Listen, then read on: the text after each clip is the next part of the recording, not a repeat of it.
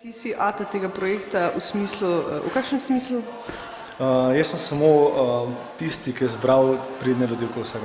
Nisem nič kaj posebno. Ja, koliko si skromen. Jaz se vem, skromnost je pač v genih. Zato sem še to delati, drugače me ne bi pustil. Zdaj... Kaj pripravljate? Pripravljamo en, v bistvu, ne bomo rekli prerez skozi leta, ki smo ustvarjali, ampak bolj prerez teh generacij, ki sploh trenutno delujejo na Rožancu, to povem, da bojo na odru bojo otroška skupina, veterani in pač mlajša skupina, oziroma to smo mi, torej študentje, to sta on dva. Dva sta mlajša, no. Mislim, se lahko bi sklepali, da nista, ampak.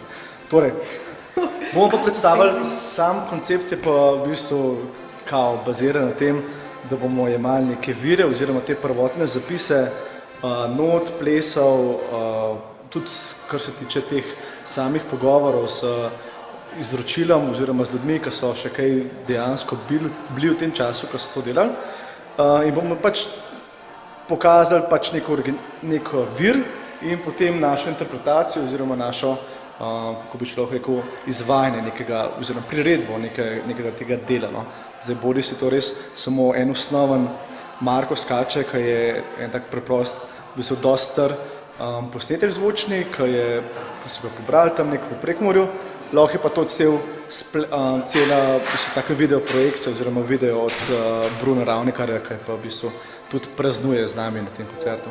Koncert Tine Rožanc z gosti ob slavnostni obletnici 60-letnice delovanja Bruno Ravnikarja in folklorne skupine Tine Rožanc bo 18. marec 2009 v ta največji dvorani Važič. Ja. Cankarjevega doma? Cankarjevega doma.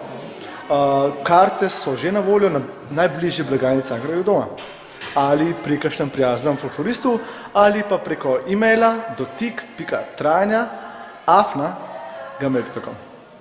Lušte, a ne da. No, v glavnem, končali smo. Hvala lepa. Hvala za sodelovanje. Pridite še kdaj. Bilo nam je lepo.